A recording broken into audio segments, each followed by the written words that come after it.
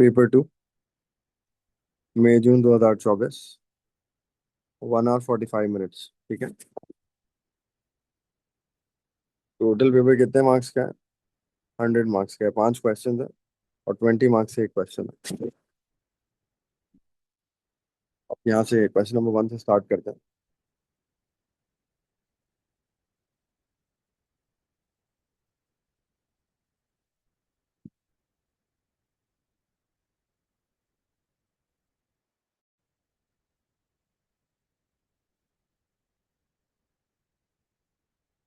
अच्छा यार, इसमें ये कह रहा है,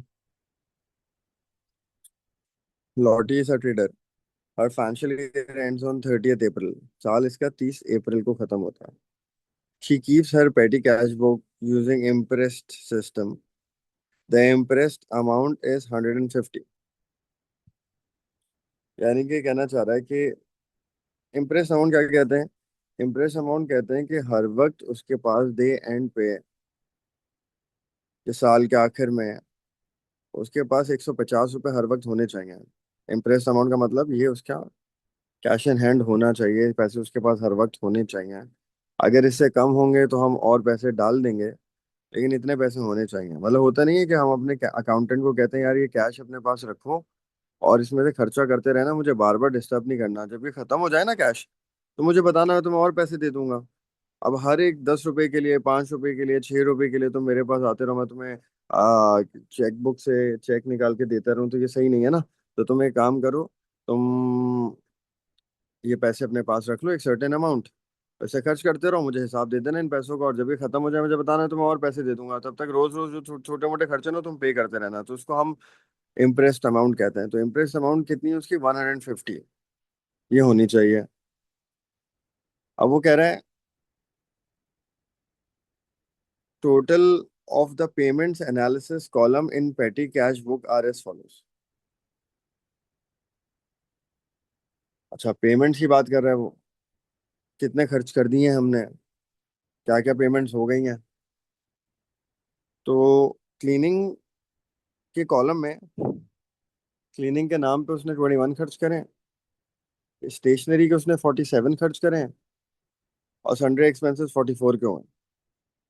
ये 3 खर्चे कर लिए इसने।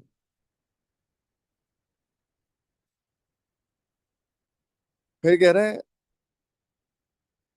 15 रुपए की स्टेशनरी डैमेज्ड खरीदी थी, वो इसने वापस कर दी होगी डैमेज स्टेशनरी। तो 15 रुपए वापस भी मिले हैं इसको, वो वापस मिल गया 15 रुपए। अच्छा, रिक्वायरमेंट क्या है? कह रहे calculate the amount required to restore petty cash imprest on 1 मई 2024। कहना चाह रहे हैं कि वो 150 रुपये में पूरे करने होते हैं ना, महीने के शुरू में, महीने के आखिर में, महीने के स्टार्ट में 150 पूरे होने चाहिए। जो खर्च होगा उसमें रिमेनिंग करके 150 पूरे होने चाहिए। तो यहाँ पे ये यही पूछ रहा है। कह रहे ये बताएं, ये जो खर्चे हो गए हमारे, सारे खर्चे होने के बाद हमें वापस पेटी कैश रीस्टोर करना है ना 1 मई को, 150 करना है, तो कितने पैसे डालने पड़ेंगे कि वो 150 हो जाए पूरा, ये पूछ रहा है। तो पहले तो ये देखें खर्च कितने हुए। 21 प्लस 47 प्लस 44, ये खर्च हुए थे। टोटल करें कितने खर्च हो गए? 21 प्लस 47 प्लस 44, 112 रुपये खर्च हो गए हैं।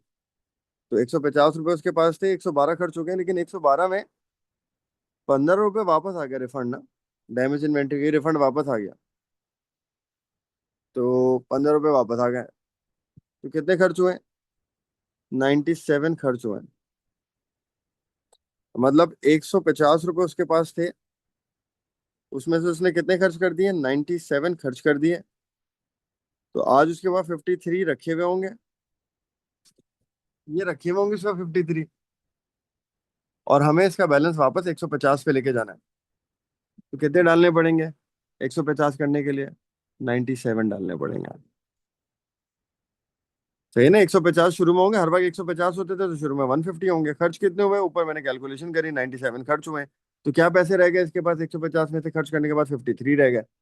53 में फिर क्या करा? 97 और डाल दिया। 53 रह गए, कितने और डालेंगे? जो खर्च हुए वही और डालेंगे ना, 97 और डाल के, तो वापस का बैलेंस कितना आ जाएगा? 150 आ जाएगा। तो यहाँ पे आंसर ये है कि इसको कितने पैसे और डालने पड़ेंगे? 97 और डालने पड़ेंगे, तो ये इसका बैलेंस 150 रिस्टोर हो जाएगा। ठीक है। तो इम्प्रेस अमाउंट का मतलब ये होता है कि ये अमाउंट हर वक्त उसके पास मौजूद होनी चाहिए। इसमें कोई प्रॉब्लम किसी को, कोई सवाल है तो पूछ लें मुझसे।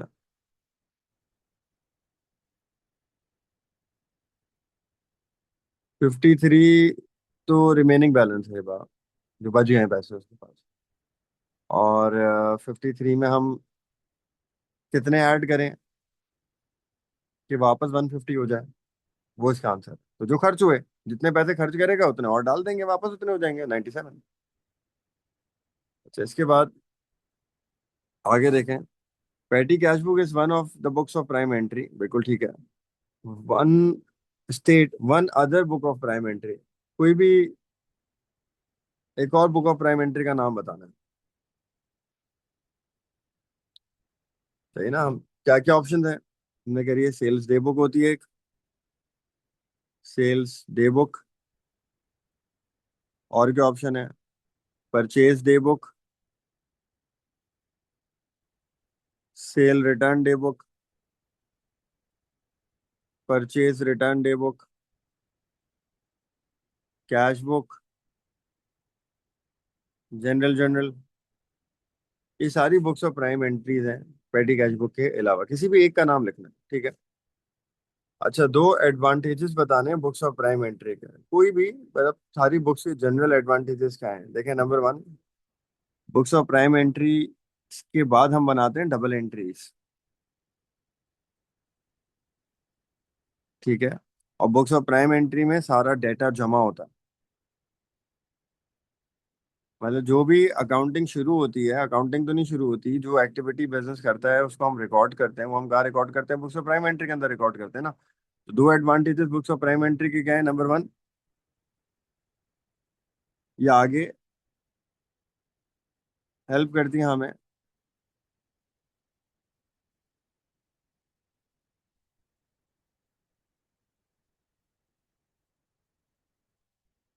डबल एंट्रीज बनाने में, कंप्लीट डेटा ऑफ ट्रांजैक्शंस, जितनी भी ट्रांजैक्शंस हुई हैं वो कंप्लीट डेटा कहाँ होता है? बुक्स ऑफ प्राइम एंट्री में होता है ना। तो हमें कंप्लीट डेटा प्रोवाइड करती हैं, डबल एंट्री में हेल्प हो जाती है उससे हमारी, आगे अकाउंटिंग में हेल्प हो जाती है। अच्छा, बुक्स ऑफ प्राइम एंट्री से हम कंट्रोल अकाउंट्स बनाते हैं, ये हेल्प करती है इन प्रिपेयरिंग कंट्रोल अकाउंट्स।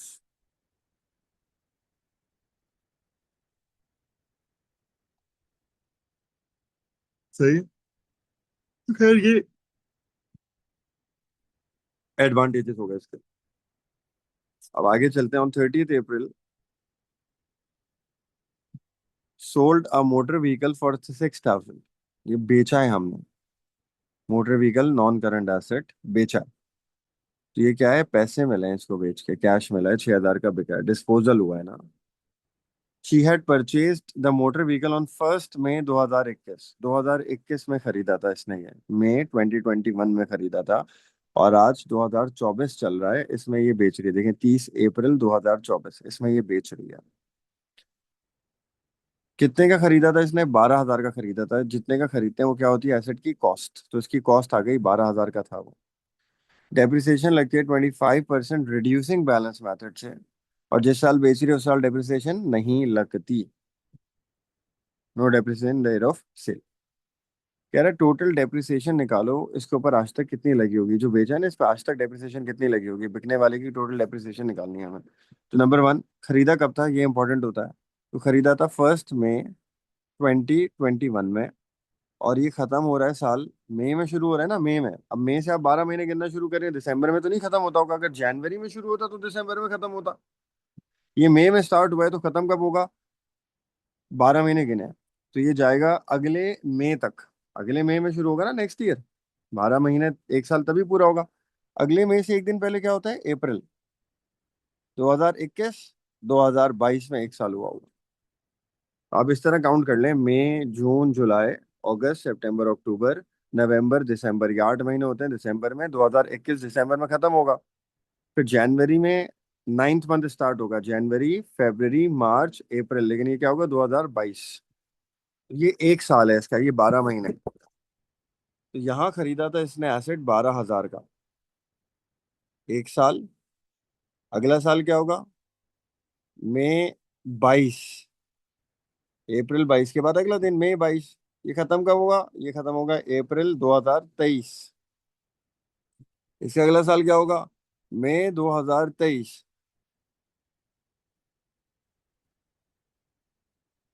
खत्म कब होगा ये,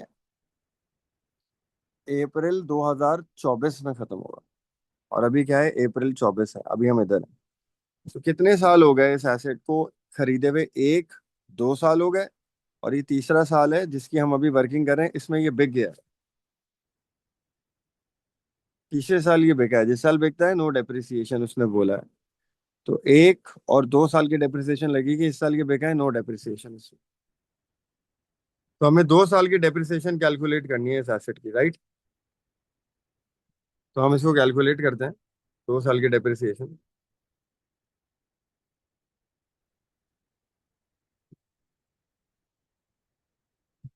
कितने का एसेट है, 12,000 का एसेट है। कितने परसेंट डेप्रिसिएशन, 25% रिड्यूसिंग। मैं इधर नीचे वर्किंग कर रहा हूँ। तो पहले साल की बात है, 12,000 का एसेट है। रिड्यूसिंग में क्या करते हैं, पहले हम पुरानी डेप्रिसिएशन माइनस करते हैं, लेकिन ये तो नया एसेट है ना, 2021 में तो ये बिल्कुल नया एसेट था। तो पुरानी डेप्रिसिएशन इस पे क्या है, कुछ भी नहीं है। पहला साल है इसका, पुरानी कोई डेप्रिसिएशन है ही नहीं, नया एसेट है, तो इस पे लग जाएगा 25%। तो इसकी क्या डेप्रिसिएशन आएगी, 12,000 25, 3,000 आ जाएगी पहले साल की। दूसरे साल क्या होगा, पहले 3,000 माइनस करेंगे, क्या बचेगा, 9,000। इस पे लगाएंगे 25% डेप्रिसिएशन, डेप्रिसिएशन आ जाएगी। फिर रिड्यूसिंग है, पहले पुरानी डेप्रिसिएशन माइनस करेंगे, 3,000 पुरानी थी, तो 3,000 पहले माइनस करी, अब 9,000 पे लगाया 25%, 2250 आ जाएगा। और तीसरे साल तो एसिड बिक गया, नो डेप्रिसिएशन इसके ऊपर। सही नहीं लिखा हुआ, देखिए, no depreciation in the year of disposal, ये लिखा हुआ।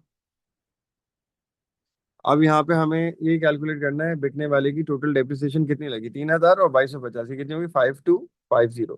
तो ये टोटल डेप्रिसिएशन है जो बिका उसकी, 5250। ये मांगा है इसने, एक्यूमुलेटेड डेप्रिसिएशन मतलब total depreciation of asset sold, 5250। फिर ये आ गया डिस्पोजल अकाउंट। कह रहे डिस्पोजल अकाउंट बना लें, इसका बना लेते हैं। कॉस्ट यहाँ आती है बिकने वाले एसेट की, डेट भी डाल दें, किस डेट को बिका है भाई है। डिस्पोजल अकाउंट मैंने आप लोगों को बताया था, सिर्फ एक डेट का बनेगा, जिस दिन एसेट बिक रहा है, सारा का सारा डिस्पोजल, सारा डिस्पोजल उसी डेट पे बनेगा।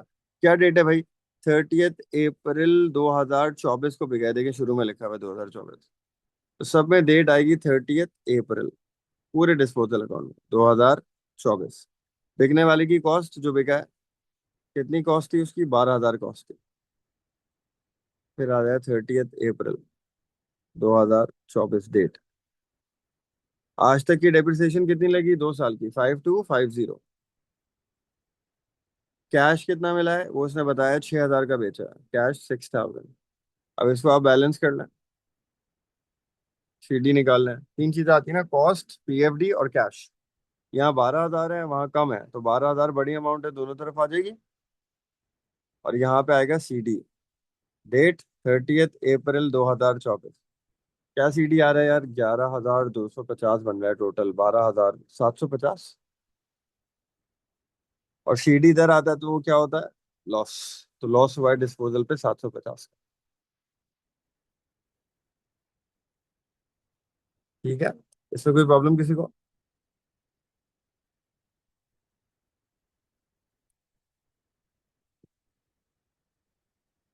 6,000 तो कैश मिला है ना उसको बेच के, कैश थोड़ी आता है।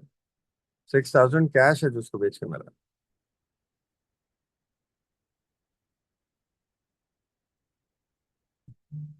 अच्छा, आगे नेक्स्ट पे आ जाए। अब ये बोल रहा है, Lottie sells three different types of goods, her inventory at 30 April as follows. ये इन्वेंट्री वैल्यूएशन जो मैंने आपको उस दिन क्लास में सॉल्व कराया था ना, पढ़ाया था। तो इसका पार्ट, तीन तरह की इन्वेंटरी है बस, ए बी सी। वैसे सिमिलर सवाल है, से मैंने आपको सॉल्व कराया था। अब पहले हम ए की बात करते हैं। कितने यूनिट्स है ए के? 60 यूनिट्स। अभी छोड़ दें। परचेज प्राइस देखें, कितने के खरीदे थे? 14 रुपए के खरीदे थे। तो हम इसकी कॉस्ट कैलकुलेट करते हैं। और मैंने आपको बताया था कैरेज इनवर्ट अगर होता है तो वो ऐड होता है। तो 14 रुपए उसकी कॉस्ट है, खरीदा था 1 रुपए का कैरेज इनवर्ट, तो 14 और एक मिलाएं कितना हो गया? 15। 17 का खरीदा था, जीरो, 17 ही रहेगी कॉस्ट। 21 का खरीदा था 2 रुपए का कैरेज इनवर्ट, तो कितनी हो गई? 23। तो कॉस्ट कैसे कैलकुलेट होती है? जितने का खरीदा प्लस कैरेज इनवर्ट, जितने का खरीदा प्लस कैरेज इनवर्ट। तो 15, 17, 23 आ गया। एनआरवी, वो तो दी हुई है सवाल में, वरना हम निकालते। मैंने आपको फॉर्मूला बताया था एनआरवी निकालने का। एनआरवी निकालने का फॉर्मूला क्या होता है? Expected selling price minus expenses. कितने का ये बिकेगा? माइनस खर्चे। तो एनआरवी देखें यहाँ पे दी हुई है, लेकिन निकालने की जरूरत नहीं है, दी हुई है। एनआरवी नेट रियलाइजेबल वैल्यू दी हुई है। कितनी एनआरवी इसकी? 20 है। इसकी एनआरवी 24 है। इसकी एनआरवी 22 है। ये एनआरवीज आ गई। तो आपके पास कॉस्ट भी है, एनआरवी भी है। अब इन्वेंट्री किस पे रिकॉर्ड होती है? जो दोनों में से छोटी वाली वैल्यू होती है उस पर रिकॉर्ड होती है। पहले वाले इन्वेंट्री ए के केस में देखें, कॉस्ट 15 है, एनआरवी 20 है। छोटी वैल्यू क्या है? कॉस्ट, ये 15 पे रिकॉर्ड होगी। तो हम यहाँ लिखते हैं इन्वेंट्री ए किस पे रिकॉर्ड होगी? 15 पे रिकॉर्ड होगी। ये छोटी वैल्यू है, कॉस्ट कम है यहाँ पे। कितने यूनिट्स हैं इसके? 60 यूनिट्स हैं इसके। ये इसकी वैल्यू आ जाएगी। अब बी की बात करते हैं। बी किस पे रिकॉर्ड होगी? पहले देखें बी की कॉस्ट कितनी है? 17, और एनआरवी कितनी है? 24। छोटी वैल्यू क्या है? 17, ये 17 पे रिकॉर्ड होगा। बी के कितने यूनिट्स हैं? 85 यूनिट्स हैं। सब 17 पे रिकॉर्ड होंगे। सी पे आ जाएं। सी की कॉस्ट है 23, सी की एनआरवी है 22, छोटी वैल्यू पे रिकॉर्ड होगा। तो यहाँ सी के केस में क्या छोटी वैल्यू है? एनआरवी छोटी है, तो ये 22 पे रिकॉर्ड होगा। तो सी 22 पे रिकॉर्ड होगा। मल्टीप्लाई बाय कितने यूनिट्स है? सी के 30 यूनिट्स हैं। इनको आप ऐड करेंगे, आपका आंसर आ जाएगा। ठीक है, कर लें इनको total.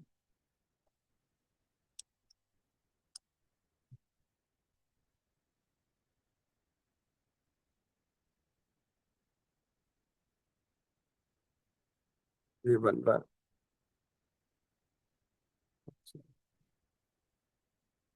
Multiply by 85, 22 multiply by 30, 660। सबको ऐड कर ले, 900 प्लस 1445 प्लस 660। ये टोटल आ जाएगा 3005। ये आंसर हो। ठीक हो गया।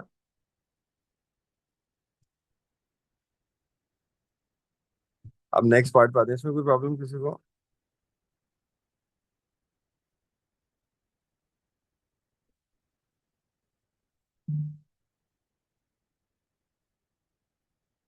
यार 750 उसको बैलेंस करके आया ना,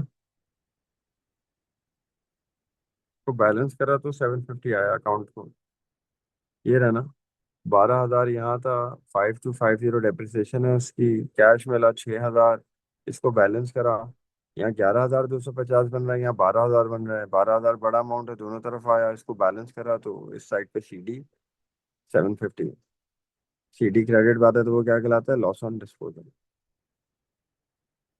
यहाँ लॉस क्यों आता है? ये तो मैंने यार आपको डेप्रिसिएशन का टॉपिक पढ़ाया था, तब बताया था, इतने सारे सवाल भी कराए थे। स्ट्रेट लाइन ईयर एंड के भी करे थे, reducing balance method year and के भी करे थे। तो क्रेडिट पे जो सीडी आता है वो लॉस होता है, अगर सीडी डेबिट पे आता है तो प्रॉफिट होता है। अच्छा, अब आगे वाला पार्ट देखें।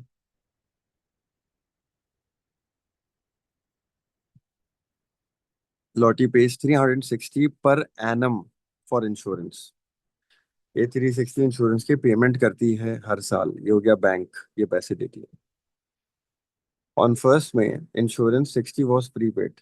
प्रीपेड ब्रॉड डाउन है, सिंगल एंट्री और नॉन प्रॉफिट में नहीं करते हम अकाउंट, ये वही है। इंश्योरेंस का ब्रॉड डाउन प्रीपेड है, हम यहाँ लिखते हैं ब्रॉड डाउन प्रीपेड। प्रीपेड होता है एसेट, ऐसे ही है ना। प्रीपेड एसेट होता है, ब्रॉड डाउन कहाँ आएगा? डेबिट पे। ये आ गया डेबिट। एक्सपेंस की जो हम पेमेंट करते हैं वो बैंक होता है। वो कितनी करी है हमने? 360, बैंक हो गया। अच्छा, अब साल के आखिर में क्या हुआ ये देखते हैं।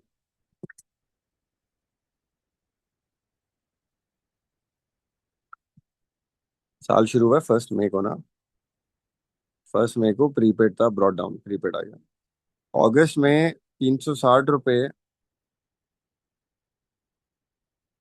हमने दिए बैंक ट्रांसफर। वो हमने 360 रुपये जुलाई से जून तक के दिए। तो ये आपकी पेमेंट आ गई। ये पे करें बैंक ट्रांसफर के, तो ये 360 पेमेंट आ गई, हमने लिखी भी है। और साल की इंश्योरेंस भी कितनी बनती है? 360 IS। अब ये आपने सॉल्व करना है। ये मैन्युफैक्चरिंग अकाउंट का सवाल है। सॉल्व करना शुरू करें, देखिए। ओन सा फैक्ट्री, डॉल्स हाउसेस बनाता है ये। जनवरी में साल खत्म होता है इसका। जनवरी को ये चीजें दी हुई हैं। ओपनिंग, ये ओपनिंग आ गया। Raw material, WIP, finish goods, opening inventory. ये सेल्स है। सेल्स कहाँ आती है? Income statement. Purchase of raw material, manufacturing account. Finish goods नहीं खरीदे, सिर्फ रॉ मटेरियल खरीदे। वेजेस, फैक्ट्री ऑपरेटिव्स, फैक्ट्री में जो लेबर काम करती है उसकी बात हो रही है, direct labour. Manufacturing account. Factory supervisor, ये इनडायरेक्ट होती है, मैन्युफैक्चरिंग में आएगी लेकिन इनडायरेक्ट होती है ना सुपरवाइजर। सेल्स स्टाफ, बेचने वालों का खर्चा, ये बनाने वालों का नहीं है, बेचने वालों की तनख्वाह है। बेचने का खर्चा कहाँ आता है? Income statement. फैक्ट्री की electricity, manufacturing account. Rent and insurance, अभी फैक्ट्री के ऑफिस की ये नहीं बताया, ये आगे फिर हमें डिवाइड करवाएगा, आगे बताएगा। General factory expense, manufacturing. Factory machine, cost है, नॉन करंट एसेट है, बैलेंस शीट में आएगा, लेकिन इसकी डेप्रिसिएशन हम निकालेंगे। पहले की डेप्रिसिएशन दी हुई है इसकी, PFD। ये भी बैलेंस शीट की चीज है। क्लोजिंग जब है, raw material, WIP, finish goods, closing inventory, तीनों की। रॉ मटेरियल WIP मैन्युफैक्चरिंग में आता है, और फिनिश गुड्स इनकम स्टेटमेंट में आता है। Rates and insurance are to be apportion 2/3 to factory and 1/3 to office. ये बता दिए इसमें। रेट और इंश्योरेंस जो ऊपर दिया है ना, इसको डिवाइड करना है 16,200 को। 2/3 मैन्युफैक्चरिंग में जाएगा, और इसका 1/3 इनकम स्टेटमेंट में जाएगा। साल के आखिर में फैक्ट्री एक्सपेंस अनपेड है, अक्रूड है, ऐड कर दिएगा इसको। अक्रूड ऐड हो जाएगा एक्सपेंस। मशीन को 25% रिड्यूसिंग बैलेंस मेथड से डेप्रिशिएट करना है। अभी निकाल लेते हैं रिड्यूसिंग, देखें मशीन की कॉस्ट। अच्छा, मशीन है फैक्ट्री की, फैक्ट्री का एसेट है, इसकी डेप्रिसिएशन कहाँ जाएगी? मैन्युफैक्चरिंग में जाएगी ना, फैक्ट्री का ऑफिस का नहीं है, ये फैक्ट्री का एसेट है। मशीन वैसे भी फैक्ट्री में रखी होगी ना। 25% RBM, कितनी कॉस्ट है? 1,20,000 माइनस पहले की डेप्रिसिएशन 52,500। क्या बचेगा?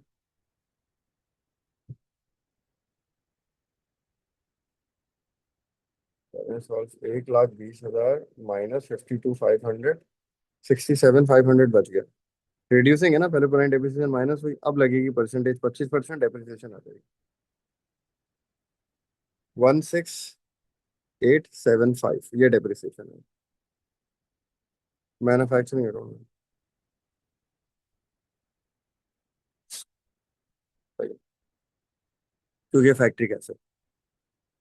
अब ये बोले मैन्युफैक्चरिंग बनाओ, इनकम स्टेटमेंट बनाओ, और फिर आगे एक और चीज बता रहे हैं, कुछ थ्योरी वेरी। बनाए इसके जल्दी से, मैन्युफैक्चरिंग स्टार्ट करें इसका। बहुत छोटा सा आसान सा सवाल है, मैन्युफैक्चरिंग है, जल्दी से करें।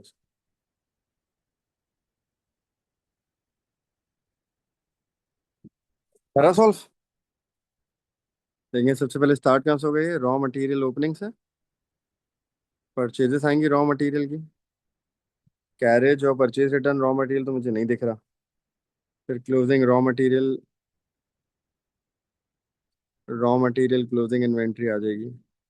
तो रॉ मटेरियल की ओपनिंग इन्वेंट्री कितनी है? 12,400।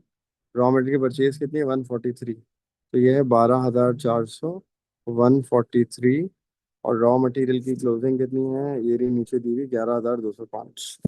11,205। इसको सॉल्व कर लें।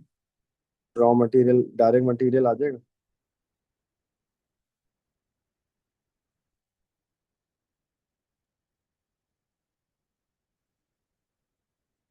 एक मिनट। क्या आ रहा है आंसर? 144195, 144195।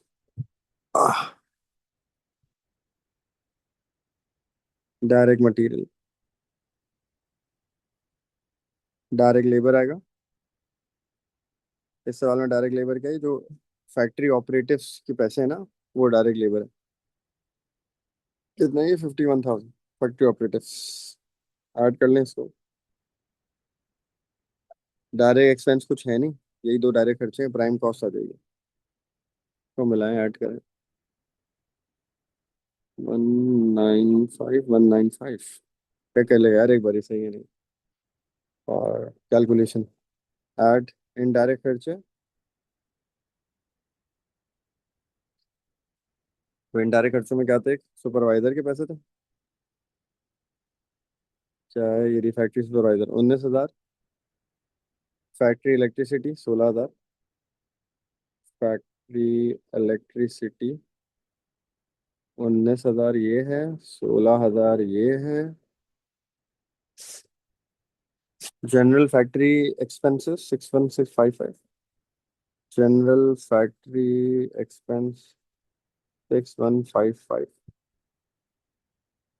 इसका अक्रूड भी था ना? हाँ, जनरल का अक्रूड था 235। अक्रूड था, ऐड कर दें अक्रूड।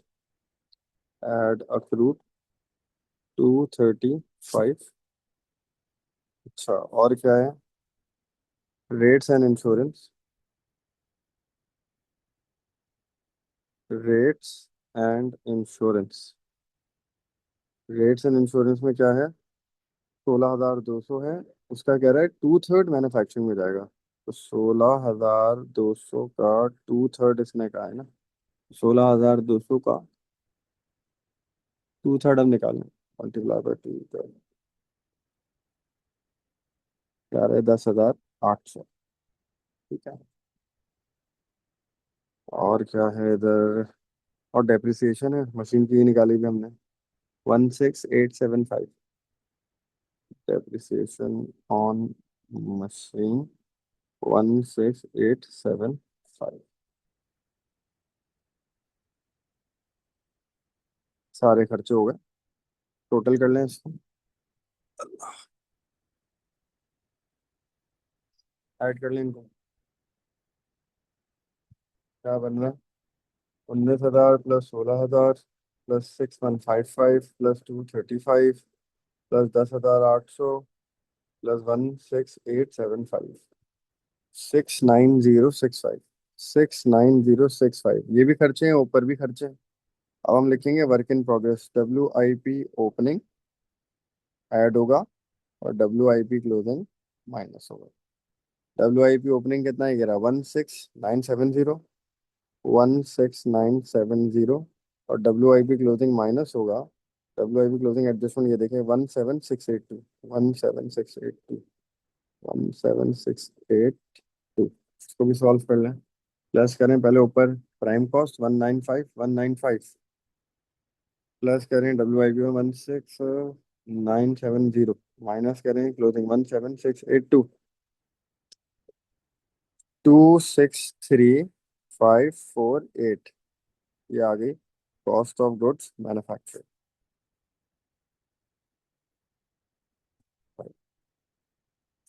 प्रॉब्लम है किसी को?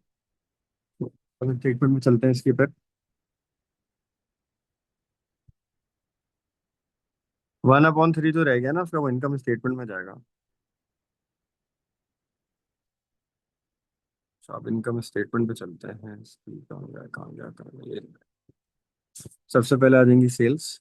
रेवेन्यू के नाम से दी हुई होती है ना। कितना है सेल्स और revenue? 390, 100।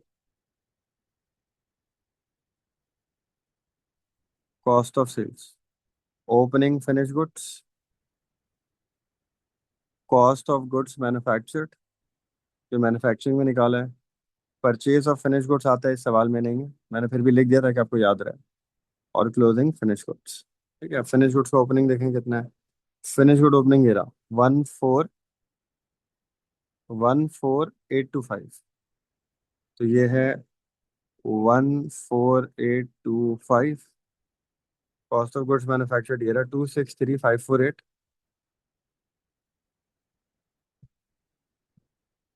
Closing finish goods adjustment में ये रहा 13480। 13480 ये है नहीं, इसको सॉल्व कर।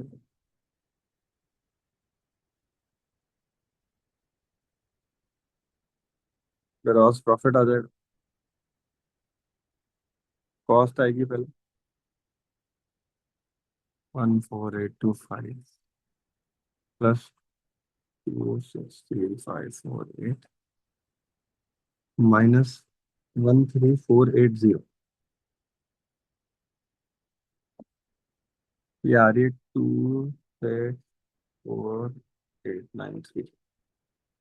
इसको ऊपर सेल्स में से माइनस करते हैं, माइनस 390100।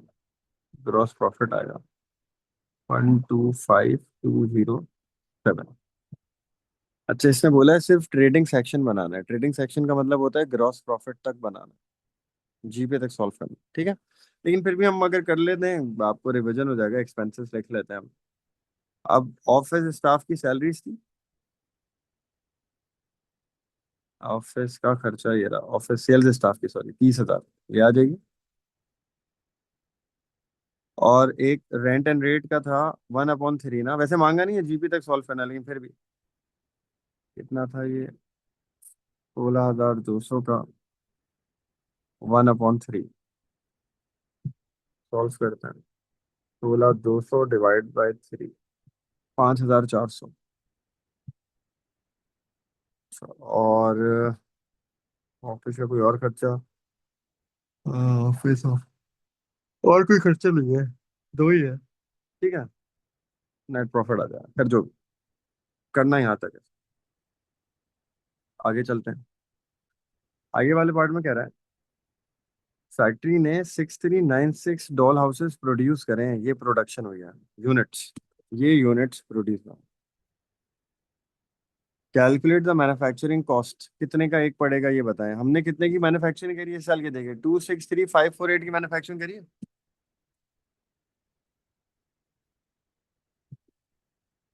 263548 की चीजें इस बार मैन्युफैक्चर हुई हैं इस साल, जो हमने बनाई हैं। और वो कितनी बनाई है, कह रहे हैं 6936 बनाई है, ये डॉल हाउसेस बनाए। इसको डिवाइड कर दो, 263548 डिवाइड बाय 6936,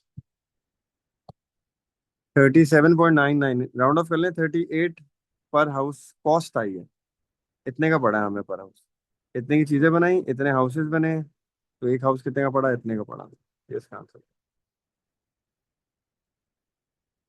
ठीक हो गया। अब आगे आ जाए। ये कह रहा है एक कॉम्पिटिटर है डिसाइडेड टू सीज ट्रेडिंग, उसने काम करना बंद कर दिया। He has offered to sell his inventory of finish goods to टोया at a discounted price in return for immediate payment in cash. वो कह रहा है यार मैं अपना बिजनेस बंद करके जा रहा हूँ, आप मुझसे मेरे सारी इन्वेंट्री जो बच गई है वो खरीद लो, अब बेच देना, आपके काम है कि मैं आपको सस्ते में दे देता हूँ, लेकिन मुझे पैसे फौरन चाहिए। कितनी प्राइस है उन आइटम्स की, 9,600।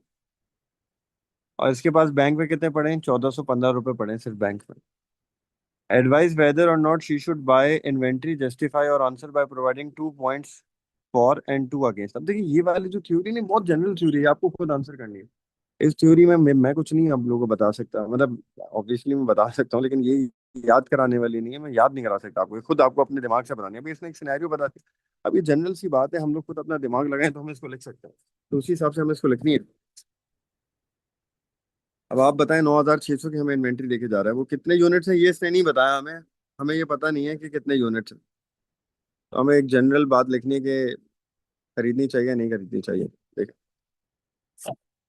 नंबर वन, हमारे पास मोर इन्वेंट्री आ जाएगी, we could cater larger orders, हम बड़े ऑर्डर्स भी केटर कर सकते हैं। इन्वेंट्री हमारे पास डिस्काउंटेड प्राइस पर आ रही है,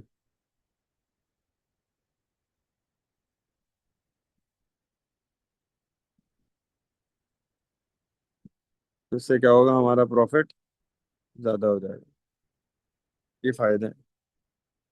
ड्रॉबैक क्या है? If quality of the product is not satisfactory. अगर क्वालिटी सही नहीं है तो फिर क्या होगा? नाम खराब होगा। उसने बनाई हुई ना चीज, आप उसके प्रोडक्ट यूज करोगे तो नाम खराब हो सकता है आपका। दूसरा, कैश और बैंक अवेलेबिलिटी नहीं है हमारे पास। सही है, बहुत कम है। तो बाकी हम क्या कर सकते हैं? हम लोन के थ्रू फाइनेंस कर सकते हैं।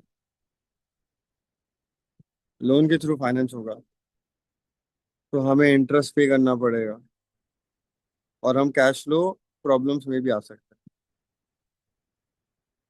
तो दो बातें आपने, हो सकता है आपके पास और भी कोई पॉइंटर आए दिमाग में, वो भी लिख सकते हैं आप, कोई और पॉइंट्स। ये तो मेरे दिमाग में अभी आए, मैंने ये लिख दिया, इससे ज्यादा भी लिख सकते हैं। ये जनरल थ्योरी है यार, ये जनरल थ्योरी आती है पेपर में, इसी तरह से लिखनी होती है आपको।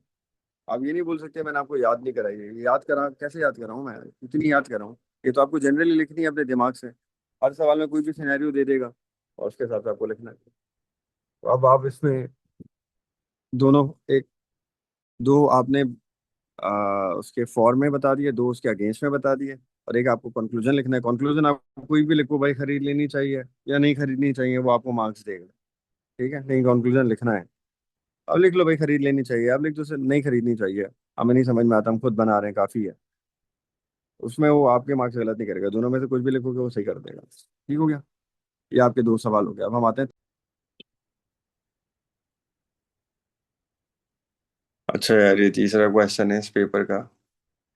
एरर्स इन सस्पेंस अकाउंट का क्वेश्चन है। देखें, Aqil prepare trial balance. The total debit side trial balance की इतनी थी और क्रेडिट साइड इतनी थी। अब हमें क्या देखना होता है? एरर और सस्पेंस अकाउंट के टॉपिक में कौन सी साइड ट्रायल बैलेंस की हैवी थी।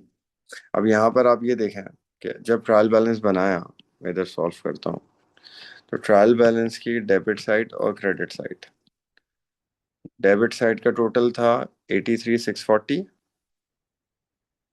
और क्रेडिट साइड का टोटल था 84,025। ठीक है, कौन सी साइड हल की है? ये वाली, डेबिट वाली। यहाँ सस्पेंस आएगा, कितने से हल की है डिफरेंस देखें।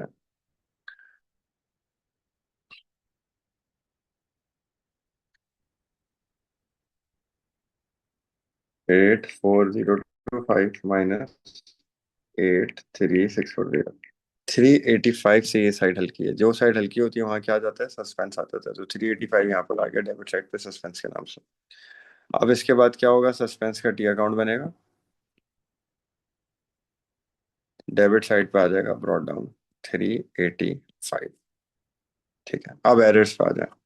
Error number one, total of sales journal, sales की बात कर रहा है, सेल्स का टोटल कह रहा है।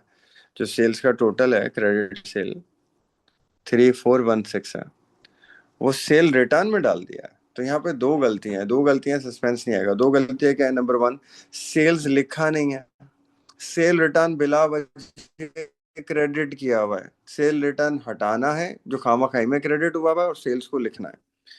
तो इसकी करेक्शन बना लेते हैं। अच्छा, record which business document shows when direct debit for insurance was paid. Direct debit का मतलब आपके अकाउंट से डायरेक्टली पैसे कट गए। आपने बैंक को कहा था, बैंक ने डायरेक्टली पैसे काट लिए, लेकिन आप भूल जाते हैं अक्सर। तो आपको कौन सा डॉक्यूमेंट देख के पता चलेगा? Bank statement. बैंक वालों ने जो बनाया होगा बैंक स्टेटमेंट, उसको देखेंगे तो पता चलेगा, अच्छा ये पैसे कटे यार, ये उधर चले गए, हमें याद नहीं था, बैंक ने दे दी उधर। Which of the error listed 1 to 5 above is an error of principle. ये आगे पढ़ते हैं फिर बताता हूँ। ठीक है, एरर्स पूरे पढ़ता हूँ। अब इसके बाद आगे क्या है? एरर नंबर वन ठीक करते हैं। क्या है भाई? ये कह रहा है इसमें सेल्स लिखी नहीं है। लिख देते हैं, सेल्स इनकम है। सेल लिखेंगे, इनकम लिखेंगे तो वो क्या होगी? क्रेडिट होगी। तो हम सेल लिखेंगे, इनकम क्रेडिट हो जाएगी। तो number one, sales income credit कितना अमाउंट है? 3416। और सेल रिटर्न जो बिला वजह क्रेडिट की हुई है उसे सही करना है। सेल रिटर्न खामा खाई में क्रेडिट हुई हुई है, तो उसको खत्म करने के लिए हम क्या करेंगे? डेबिट करेंगे। उसका कोई काम ही नहीं है, क्यों क्रेडिट हुई है बिला वजह, ये डेबिट हो जाएगी। 3416 सही है। नरेटिव आर नॉट रिक्वायर्ड बोला है, ठीक है, उसकी जरूरत नहीं है। ये हो गया पहला एरर। नंबर 2, और डायरेक्ट डेबिट फॉर इंश्योरेंस 115, यहाँ रुक जाए, इसका मतलब इंश्योर्ड ये एक्सपेंस है 115 रुपए का insurance expense, had been credited to both bank account. अच्छा, बैंक में क्रेडिट हुआ है तो सही हुआ है। देखिए एक्सपेंस जब हम पे करते हैं तो डबल एंट्री क्या बनती है, एक्सपेंस डेबिट होता है और बैंक क्रेडिट होता है। तो बैंक तो सही क्रेडिट किया है इसने, बैंक में गलती नहीं करी है, एक्सपेंस डेबिट होना चाहिए था, एक्सपेंस को डेबिट किया नहीं, एक गलती, उल्टा एक्सपेंस को क्रेडिट अलग कर दिया। यानी कि एक्सपेंस को डेबिट करना था, डेबिट नहीं किया, ये एक गलती हो गई, और उल्टा खामाखाई में क्रेडिट अलग कर दिया है। तो जो खामाखाई में क्रेडिट हुआ है उसे भी ठीक करना है, और जो डेबिट होना था नहीं हुआ एक्सपेंस, उसे भी ठीक करना है। तो गलती सिर्फ एक्सपेंस में है, तो हम एक्सपेंस को ठीक करते हैं। हम लिखते हैं एक्सपेंस डेबिट, ये तो जो नहीं लिखा था वो हमने लिखा है, और जो खामाखाई में क्रेडिट किया है उसे ठीक करने के लिए भी क्या करेंगे, क्रेडिट को खत्म करने के लिए डेबिट कर देंगे। तो जो इंश्योरेंस खामाखाई में क्रेडिट हुई भी थी उसे सही करने के लिए हम क्या कर रहे हैं, डेबिट, और जो इंश्योरेंस को डेबिट करना था नहीं किया तो उसे भी हमने कर दिया डेबिट। और क्रेडिट किसको कर देंगे, सस्पेंस अकाउंट को हम क्रेडिट कर देंगे। 230। तीसरे एरर पे आ जाए, नंबर 3 पे। Discount allowed 47 had been credited to the account of discount received. अब यहाँ पे भी दो गलतियां देखें क्या है, डिस्काउंट अलाउड 47 लिखा नहीं, एक गलती, एक्सपेंस है ये लिखना है हमें, अलाउड एक्सपेंस होता है, नहीं लिखा तो हम लिखेंगे डेबिट करेंगे। और डिस्काउंट रिसीव जो खामा खाई में क्रेडिट हो गया है खामा खाई में, इसे ठीक करने के लिए भी क्या करेंगे, हम डेबिट करेंगे। तो हम एंट्री बनाते हैं, तो डिस्काउंट अलाउड एक्सपेंस नहीं लिखा था, अब लिख रहे हैं, एक्सपेंस लिखेंगे तो हम डेबिट करेंगे, 47 ही है ना। हाँ, और डिस्काउंट रिसीव जिसे बिला वजह क्रेडिट किया है उसे खत्म करने के लिए, ठीक करने के लिए, खामाखाई में क्रेडिट हुआ है क्या करेंगे, उसे भी हम डेबिट कर देंगे। तो डिस्काउंट रिसीव भी क्या हो जाएगा, डेबिट। सस्पेंस अकाउंट हो जाएगा क्रेडिट, 94। फोर्थ पे आ जाए, आप payment for office equipment 52, office equipment खरीदा मतलब नॉन करंट एसेट खरीदा, हमने गलती से उसे एक्सपेंस में डाला हुआ है, तो हम क्या करेंगे, एक्सपेंस हटाएंगे, नॉन करंट एसेट लिखेंगे। तो नॉन करंट एसेट इक्विपमेंट है, तो इक्विपमेंट हम लिखेंगे, एसेट डेबिट होगा, और जो स्टेशनरी खामखाई में लिखी हुई है उसे हटा देंगे, उसे क्रेडिट कर देंगे। तो इक्विपमेंट डेबिट, स्टेशनरी क्रेडिट, कितना अमाउंट है, 52।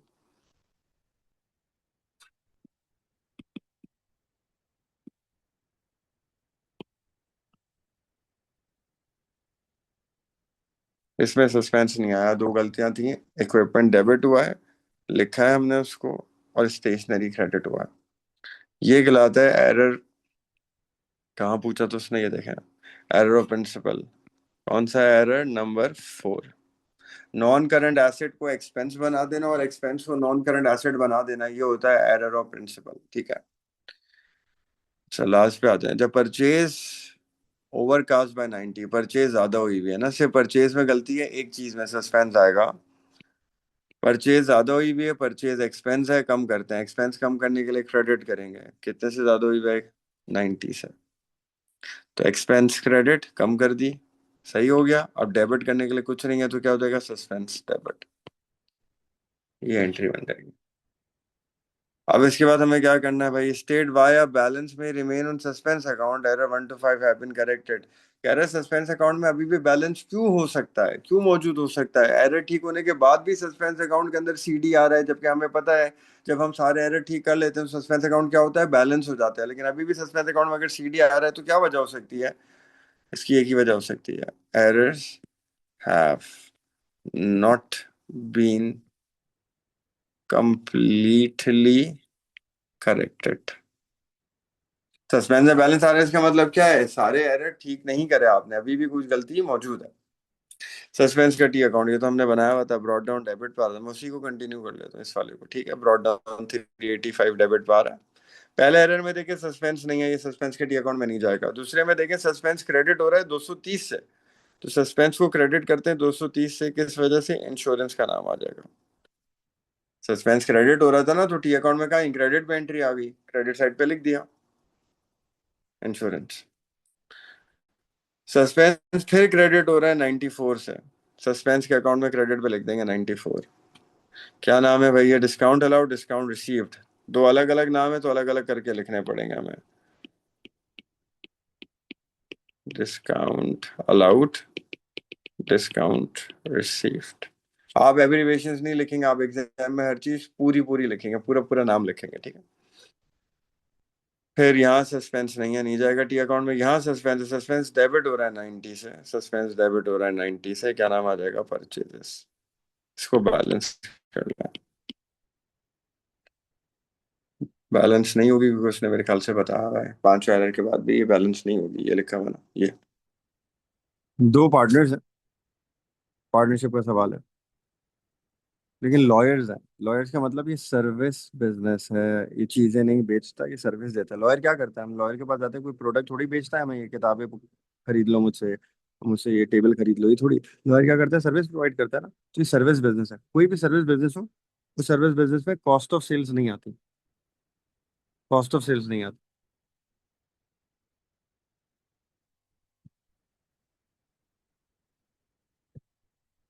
कॉस्ट ऑफ सेल्स नहीं आती।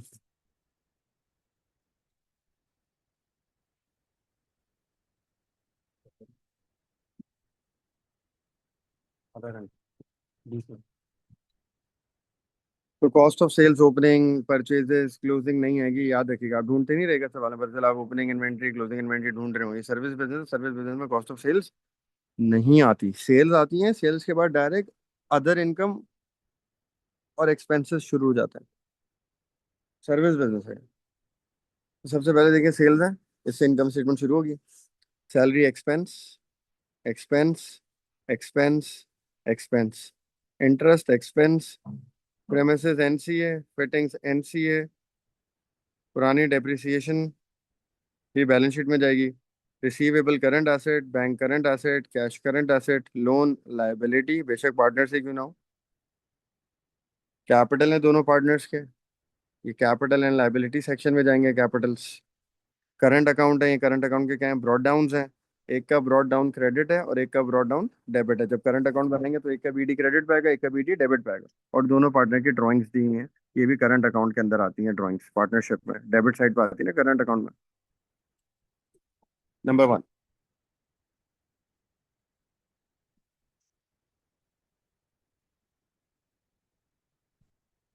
रेट्स एंड इंश्योरेंस में एक अमाउंट है 1920 रुपए की, वो हमने पे करी है 1920 रुपए की।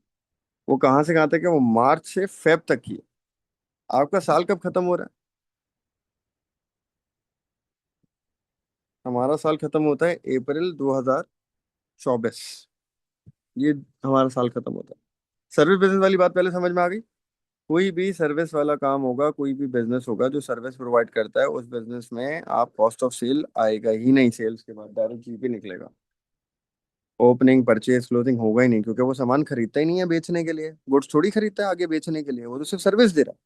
तो कॉस्ट ऑफ सेल नहीं आएगी उसके अंदर, राइट। अभी यहाँ पे बोल रहा है मार्च से लेके हमने फेब तक के पैसे भरे हैं 1920 रुपए। हमारा साल कब खत्म हो रहा है? अप्रैल। तो मार्च और अप्रैल, 2 महीने ऐसे हैं जो हमारे साल के अंदर आ रहे हैं, सिर्फ 2 महीने। बाकी सब अप्रैल के बाहर निकल रहे हैं ना, मार्च और अप्रैल, साल खत्म हो जाएगा अप्रैल में। बाकी सारा क्या हो जाएगा? उसके अलावा सारा प्रीपेड हो जाएगा। तो अगर इसने ये पैसे दिए हैं, गिने, मार्च, अप्रैल, मई, जून, जुलाई, अगस्त, सितंबर, अक्टूबर, नवंबर, दिसंबर, जनवरी, फरवरी, ये 12 महीने के पैसे दिए हैं इसने। 12 में से 2 महीने सिर्फ हमारे साल में आ रहे हैं, 10 महीने प्रीपेड हो रहे हैं।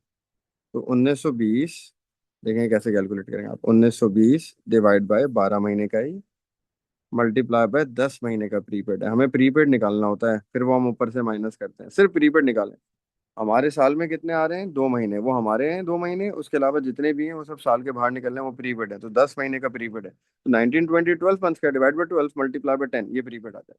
ये कितना बन रहा है? 1920 डिवाइड बाय 12 मल्टीप्लाई बाय 10, 1600 रुपये का प्रीपेड बन रहा है। तो 1600 प्रीपेड है। 1800 अक्रूड है। ये बैड डेट्स हैं, माइनस करने हैं। और बैड डेट एडिशनल इन्फॉर्मेशन में दिया हुआ है। जब बैड डेट एडिशनल इन्फॉर्मेशन में होता है तो क्या होता है, एक तो ये एक्सपेंस में भी आता है, और दूसरा ये रिसीवेबल से भी माइनस होता है।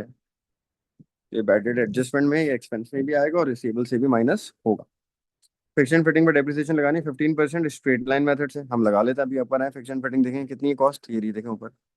ये रहा fiction fitting cost, fixture in fitting cost 70,000 cost है। स्ट्रेट लाइन मेथड है, इसकी कॉस्ट है 70,000। स्ट्रेट लाइन में कॉस्ट पे लग जाती है परसेंटेज डायरेक्ट 15%। ये डेप्रिसिएशन आ जाएगी, तो ये हो जाएगी 7,000 और 5 3500, 10,500 डेप्रिसिएशन आ जाएगी एक्सपेंस।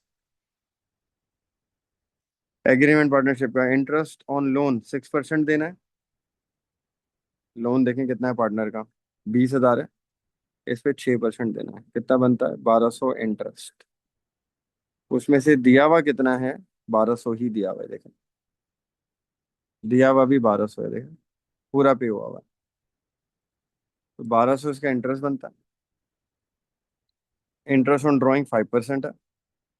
इंटरेस्ट ऑन कैपिटल 3% है। सैलरी है यदीद की 10,000 पूरे साल की, और प्रॉफिट और लॉस 60/40। 60% 40% में प्रॉफिट इनका डिवाइड हो जाता है। बनाए इनकम स्टेटमेंट, सेल से शुरू करें, मैं करा देता हूँ। सबसे पहले आएंगी सेल्स रेवेन्यू, देखें कितना है सेल्स और रेवेन्यू। 236 350, 236 350। सेल रिटर्न है नहीं, कॉस्ट ऑफ सेल आएगी नहीं, ग्रॉस प्रॉफिट आ जाएगा। गलत लिख दिया मैंने। 236 350 सही ना, सर्विस बिजनेस है, कॉस्ट ऑफ सेल नहीं आती।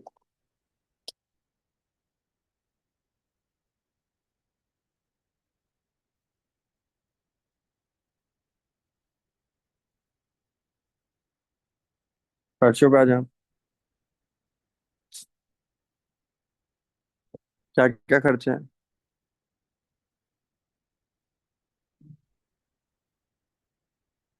सैलरीज हैं 79,800 की।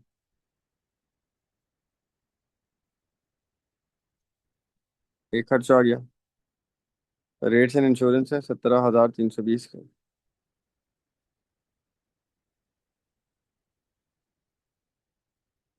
17,320। अच्छा रेट्स इंश्योरेंस, ये देखें ये प्रीपेड भी है ना। सैलरीज अक्रूड है 1,800, मैं अभी ऐड करता हूँ। और ये प्रीपेड कितना निकला था, 1,600।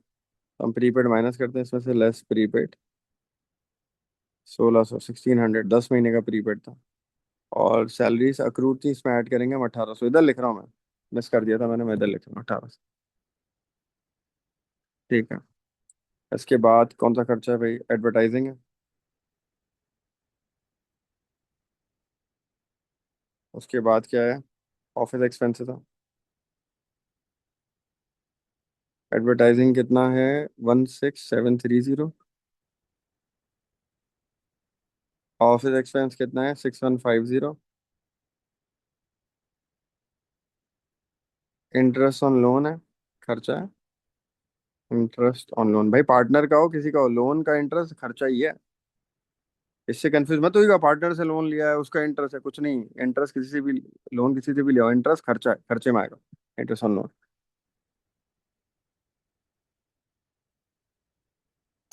सही है, यहाँ तक हो गया। फिर डेप्रिसिएशन निकालिए फिक्शन फिटिंग की। 10,500 बैड डेट है 670। Depreciation fixture in fitting 10,500, bad debt है, इरिकवरेबल डेट 670। 670 है। हम्म। और कोई खर्चा तो नहीं रह गया, चेक कर लें एक बार यार।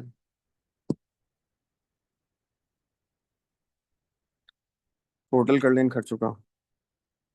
सर्विस बिजनेस था, कॉस्ट ऑफ सेल ही नहीं आई। अदर इनकम ऐड करते, अदर इनकम थी नहीं, डायरेक्ट खर्चा आ गया।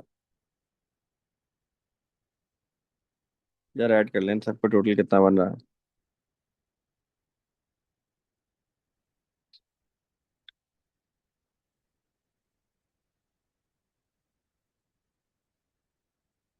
ये माइनस कर दें ऊपर से, प्रॉफिट आ जाएगा। नेट प्रॉफिट 1,03780 आ रहा है। ठीक है। अच्छा, इस सवाल की मार्केट स्कीम में इसने इंटरेस्ट अलग से माइनस किया प्रॉफिट के बाद। ऐसा नहीं होता, पार्टनरशिप में ऐसा नहीं होता, सही है। वो कंपनी अकाउंट्स में होता है, इंटरेस्ट अलग से माइनस, पार्टनरशिप में खर्चे में ही आएगा 100%। अब हम आगे चलते हैं। इसने क्या बोला भैया, अब एप्रोप्रिएशन अकाउंट बनाने का बोल रहा है। एप्रोप्रिएशन अकाउंट बनाते हैं। प्रॉफिट हमने निकाला, कितना है प्रॉफिट, 103,780। सबसे पहले हम क्या करेंगे, ऐड करेंगे इंटरेस्ट ऑन ड्राइंग्स। ड्राइंग्स देखें इनके सवाल में दी है, 34,300 और 46,500। 34, 34,300 क्या थी, 46,500। तो स्टॉक ड्राइंग नहीं थी, वो भी ऐड करते हैं वरना। बट खैर स्टॉक तो होता ही नहीं है इनके पास, सर्विस बिजनेस है ना। क्या है इंटरेस्ट ऑन ड्राइंग, नीचे एग्रीमेंट में देखें, 5%, 5% है इंटरेस्ट ऑन ड्राइंग। 5% निकालते हैं इसका। 5%, 5% कितना आ रहा है, करें कैलकुलेट। 34,300 का 5%, 1,715। और 46,500 का 2,325 आएगा मेरे ख्याल से, 5%। हाँ, 2,325। इनको प्लस कर लो, 1,715 प्लस ये 4,040, ये प्रॉफिट में ऐड हो जाएगा इंटरेस्ट ऑन ड्राइंग। ऐड कर दें पर प्रॉफिट कितना है, 1,0375। नहीं नहीं, 780 है, 780, 1,03,780, 1,07,820। अब लेस अप्रोप्रिएशंस पे आ जाए। इंटरेस्ट ऑन कैपिटल है,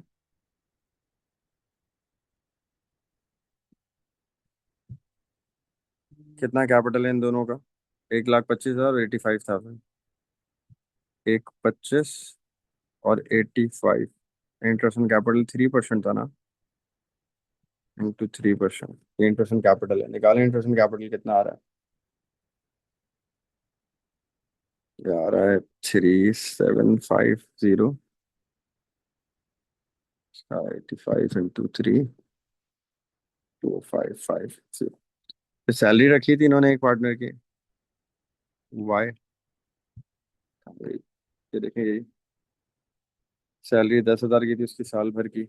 सैलरी आ जाएगी 10,000, और बोनस कमीशन तो कुछ भी नहीं है ना, बस ऐड कर लें सबको।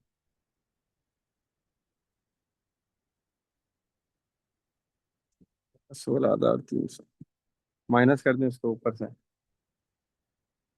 1,07,820 माइनस 16,300, 16,300, ये आ रहा है 91,520। और ये हो जाएगा शेयर ऑफ प्रॉफिट। इसको रेशो में डिवाइड कर लें।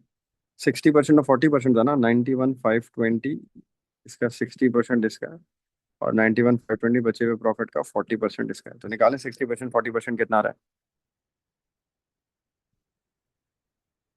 54912 आ रहा है इसका। 91,520 इंटू 40%, 40%।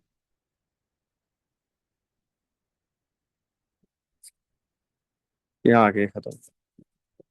अप्रोप्रिएशन भी आसान सवाल है, देखें आप लोग खुद, होते हैं आप लोगों से पेपर, एक बार दोबारा खुद कर लेगा प्लीज। अच्छा, अब ये पूछ रहा है, one reason why partner consider reducing their drawings. Partner अपनी ड्राइंग्स कम करना क्यों चाहेंगे, क्योंकि ज्यादा कर रहे होंगे शायद ड्राइंग्स। तो number one, due to excess drawings.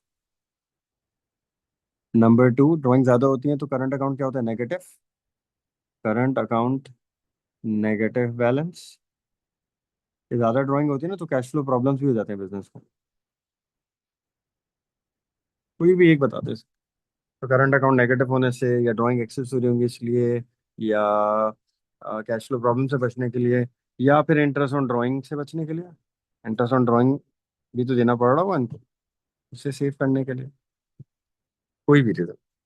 Which accounting principle reflects the partners intention to continue trading indefinitely, ये गोइंग कंसर्न कॉन्सेप्ट होता है। गोइंग कंसर्न कॉन्सेप्ट ये कहता है। अच्छा, आज मैं आप लोगों को ना कॉन्सेप्ट की थ्योरी का फोल्डर अभी भेज दूंगा, आप एक बार वीडियो देख लीजिएगा, 5-10 मिनट की, बहुत सारे कॉन्सेप्ट उसमें कवर हो जाएंगे। तो ये गोइंग कंसर्न कॉन्सेप्ट है कि बिजनेस चलता रहेगा, चाहे से पार्टनरशिप में नहीं है, सोल ट्रेडर कंपनी, हर किसी में यही होता है, गोइंग कंसर्न, बिजनेस कंटिन्यू करता रहेगा। अब आप आ जाएंगे, ये देखें, द पार्टनर्स, फिर जनरल थ्योरी है सारी यार ये। मैं फिर से आप लोगों को रिपीट कर रहा हूँ, आप में से कुछ लोगों के दिमाग में ये है कि ये सर कराएंगे, सर को याद करानी चाहिए। भाई मैं नहीं करा सकता, हर सवाल में अलग सिचुएशन देता है, सिचुएशन के हिसाब से आपको आंसर लिखना होता है। ये आपकी जनरल दिमाग है, अंडरस्टैंडिंग है, कॉमन सेंस है, जिसके ऊपर आपको ये थ्योरी लिखनी है। मेरे मेरे कराने वाली थ्योरी ये नहीं है, मेरे कराने वाली थ्योरी सिर्फ अकाउंटिंग कॉन्सेप्ट्स है, वो मैं आपको भेज दूंगा। रेशो में थी, वो मैंने आप लोगों को करा दी। ये वाली सब आपको खुद लिखनी है, ठीक है।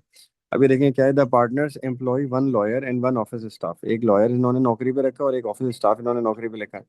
The lawyer is paid 25,000 but has decided to leave. Lawyer को 25,000 देते थे हम, लेकिन वो जा रहे हैं।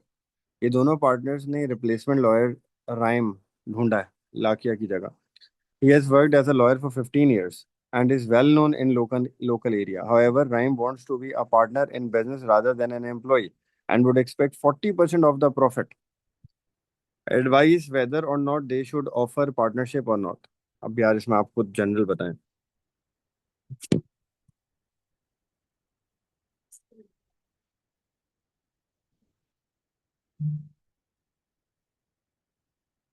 तो अब देखें इसमें आपको पहले सिंपल ही बताना है, एक नए बंदे को पार्टनर बनाएंगे तो क्या होगा, देखें पहले हम उसका फायदा लिखते हैं। Benefits, experienced lawyer would bring more revenue to partnership। अब कितना फायदा करेगा ये तो इसने बताया नहीं हमें, कि हम रेशो में डिवाइड करके देख लेते हैं, लेकिन फिलहाल हम एक जनरल बात लिख सकते हैं, एक्सपीरियंस लॉयर है, एक्सपीरियंस होगा ज़्यादा, पार्टनरशिप में बिजनेस लेकर आएगा इसके कस्टमर, तो इसकी वजह से हमारा इसके पास कस्टमर्स भी होंगे, तो हमारे कस्टमर्स बिजनेस के बढ़ जाएंगे, इसका मतलब हमारा मार्केट शेयर बढ़ जाएगा, ये भी इसकी वजह से फायदा होगा।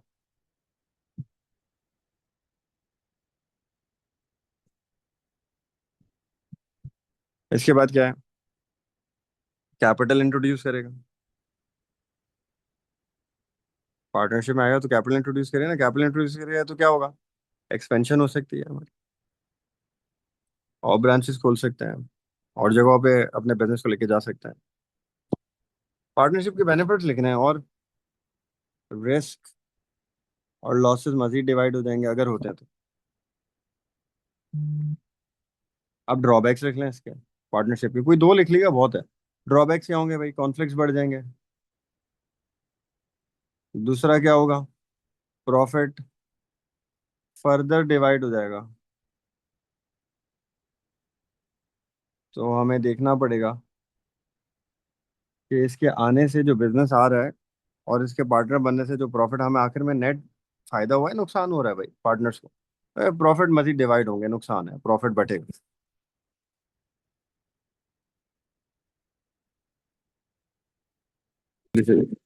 Ajay is a retailer, he has provided following information, opening inventory, receivable साल के शुरू में, बैंक साल के शुरू में, पेबल साल के शुरू में, इस साल की सेल्स, क्रेडिट और कैश, ये दोनों सेल्स दी हुई है इस साल की, कैश सेल है, क्रेडिट सेल है, अलग अलग करके दी हुई है। परचेजेस, खर्चे, क्लोजिंग इन्वेंट्री, साल के आखिर के रिसीवेबल, बैंक साल के आखिर में, और साल के आखिर के पेबल्स। ये क्लोजिंग आ गया सर, ये ओपनिंग है, ये क्लोजिंग है। सिंगल एंट्री ना करवा, एक सेकंड, एक मिनट है।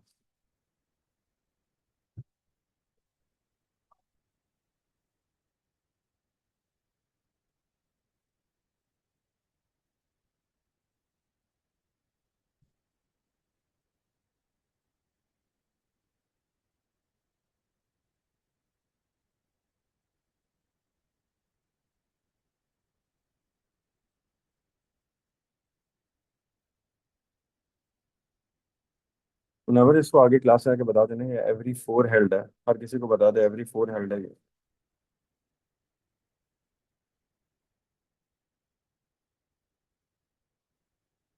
नहीं मैं आ रहा हूँ, मैं आके करता हूँ यार, आ रहा हूँ फिर करता हूँ।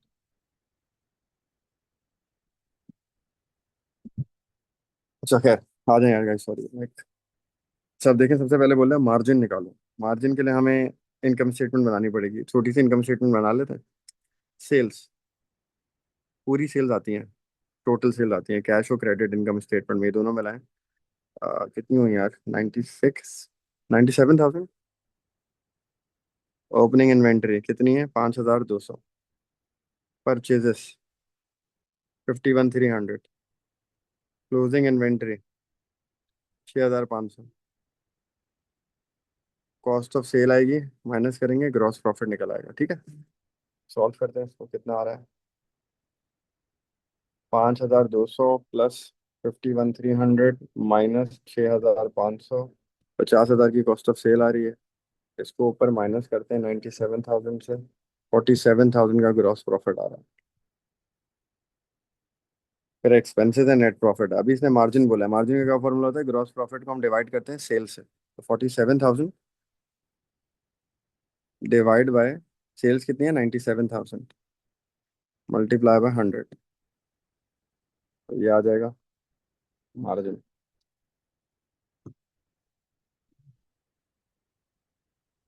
निकालने जरा कितना परसेंट आ रहा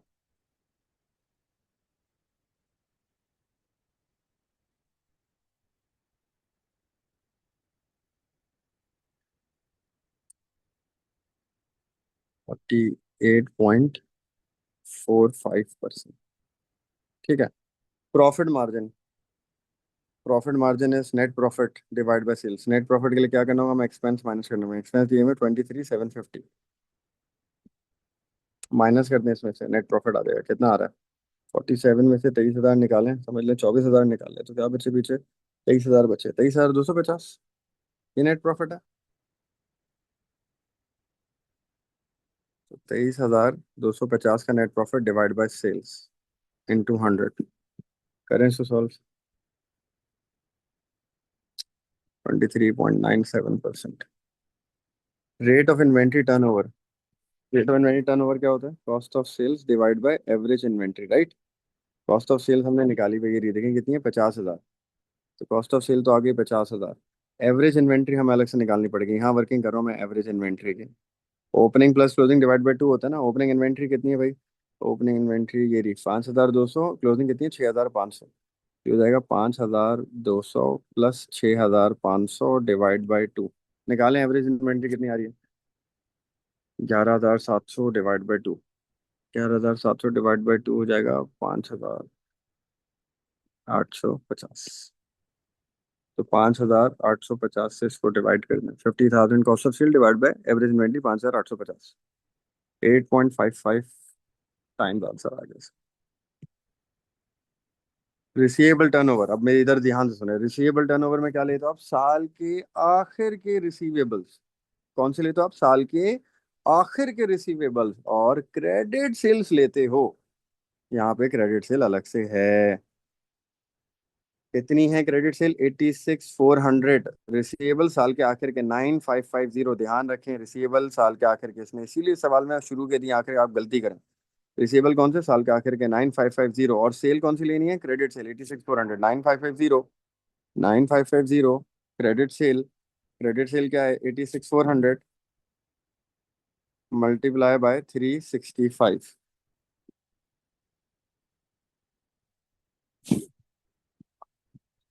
तो 9,560 divide by 86,400।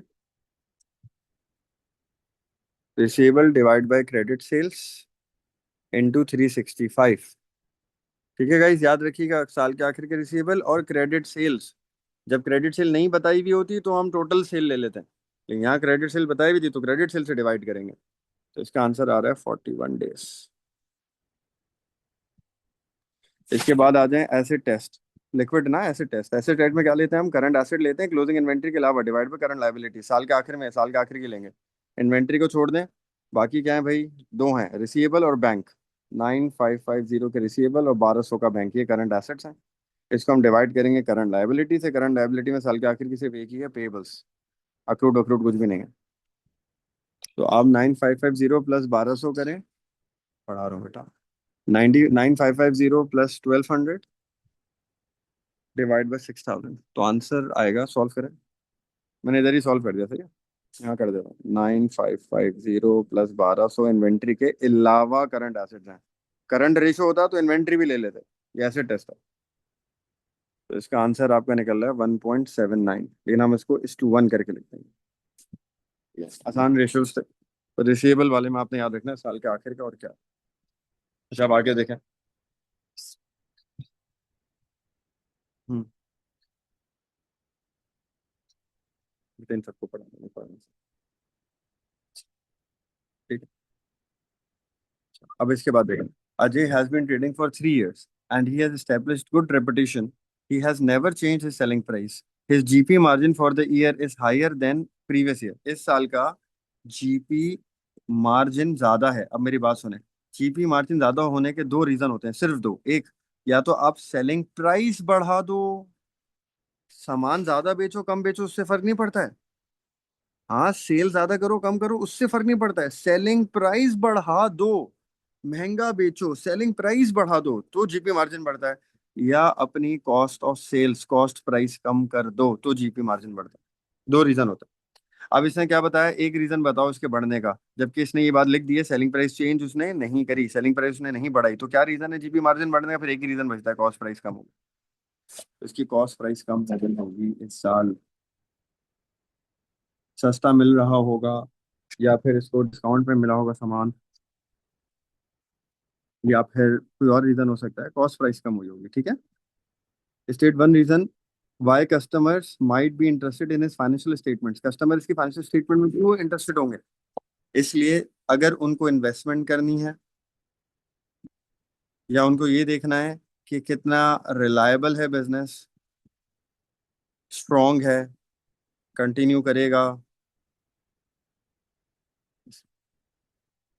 Ajay is concerned about the levels of his inventory and trade receivable. He is considering reducing his selling price. वो सेलिंग प्राइस कम करने का। अब देखें क्या बोल रहा है। यहाँ आके देखें, ओपनिंग इन्वेंट्री कितनी थी? 5,200। क्लोजिंग इन्वेंट्री कितनी है? 6,500। इन्वेंट्री बढ़ती जा रही है इसकी। पहले 5,200 की इन्वेंट्री रखता था ये, अब कितनी इन्वेंट्री हो गई इसकी? 6,500। इन्वेंट्री लेवल हैज इंक्रीज्ड, सही है ना? 5,200 से इन्वेंट्री 6,500 पे आ गई है, इन्वेंट्री बढ़ रही है। तो इसको ऐसा लग रहा है यार इन्वेंट्री तो बढ़ रही है, इसका मतलब सामान बिक नहीं रहा ज्यादा, सामान ज्यादा नहीं बिक रहा, तो मैं क्या करूं? मैं सेलिंग प्राइस गिराता हूँ अपनी, सस्ता बेचता हूँ ताकि ज्यादा बिके, इन्वेंट्री निकले सारी बिके। बच क्यों रही है इन्वेंट्री? पहले 5,000 तक की इन्वेंट्री बचती थी, अब 6,500 की बच रही है, तो इन्वेंट्री ज्यादा बच रही है। तो अब आपको एडवाइस करना है सेलिंग प्राइस कम करनी चाहिए या नहीं करनी चाहिए, इसका एडवांटेज और डिसएडवांटेज ये भी अगेन आपको खुद लिखना है। अब आप मुझे बताएं सेलिंग प्राइस बढ़ाने से क्या होगा, कम करने से क्या होगा? अभी हम बात कर चुके हैं, सेलिंग प्राइस कम करेगा तो क्या होगा? सेल्स बढ़ेंगी। सेल्स बढ़ेंगी तो क्या होगा? प्रॉफिट बढ़ेगा। लेकिन डिस्काउंट की वजह से प्रॉफिट कम होगा, ये सस्ता बेचेंगे ना, डिस्काउंट की वजह से प्रॉफिट, ये ड्रॉबैक है। ये एक बात हो गई। दूसरी बात, सेल ज्यादा होंगी, मार्केट शेयर बढ़ेगा। हमेशा ये बात जरूर लिखा करें। तीसरी बात, सेल ज्यादा होगी तो इन्वेंट्री लेवल्स क्या हो जाएंगे हमारे? कम हो जाएंगे, तो स्टोरेज कॉस्ट वगैरह हमें नहीं आएगी। ज्यादा बिक जाएगा तो अभी नहीं बेटे, रख दो, किसी का पता नहीं अभी, आप रख दो। समझ में आ रही है बात? इन्वेंट्री लेवल कम हो जाएंगे तो जमा नहीं करनी पड़ेगी इन्वेंट्री, जमा करने का खर्चा, स्टोरेज कॉस्ट कम हो जाएगी। ड्रॉबैक क्या है? सेलिंग प्राइस कम करी आपने, इसका मतलब डिस्काउंट दे दिया आपने, आपने सस्ता सेल करा, तो हो सकता है आपका प्रॉफिट कम हो जाए। और क्या ड्रॉबैक है? सेलिंग प्राइस कम करने के बावजूद सेल्स नहीं बढ़ी तो उसके बाद अपनी एडवाइस करनी। Although Ajay's gross margin has increased, his profit margin has fallen. कह रहे जीपी मार्जिन बढ़ रहा है, जीपी मार्जिन इंक्रीज हुआ है, लेकिन नेट प्रॉफिट मार्जिन उसका कम हो रहा है। ये कम हो रहा है यानी कि जीपी बढ़ने के बावजूद प्रॉफिट कम हो रहा है। क्या रीजन हो सकता है? ये रीजन हो सकता है, एक्सपेंसेस बढ़ रहे होंगे। सही है ना, खर्चे बढ़ गए होंगे, नेट प्रॉफिट गिर गया। मैं ग्रॉस प्रॉफिट ज्यादा कर रहा हूँ लेकिन फिर भी मेरा नेट प्रॉफिट कम हो रहा है, तो इसका मतलब मेरे खर्चे, एक्सपेंसेस काफी बढ़ गए हैं as compare to previous year, as compare to previous year. दूसरा क्या रीजन हो सकता है? दूसरा रीजन हो सकता है अदर इनकम्स मेरी कम हो गई हो, other incomes has fallen. Other income कम हो गई होंगी तब भी ये होगा। जब हम ईयरली पेपर करेंगे ना गाइस, तो हम इस तरह की थ्योरी आती रहेगी, हम कवर करते जाएंगे, आपको समझ में भी आती जाएगी, आपको ये भी पता चलेगा आपको लिखनी किस तरह से है। आपको खुद ही लिखनी है, और आप अभी भी खुद लिखा करें, जहाँ फंसे वो पूछ लिया करें। ठीक हो गया, इसमें हमने इस पूरा पेपर सॉल्व कर लिया, बस इसमें हमने एक सवाल छोड़ दिया है। वो हमने सवाल छोड़ा है क्वेश्चन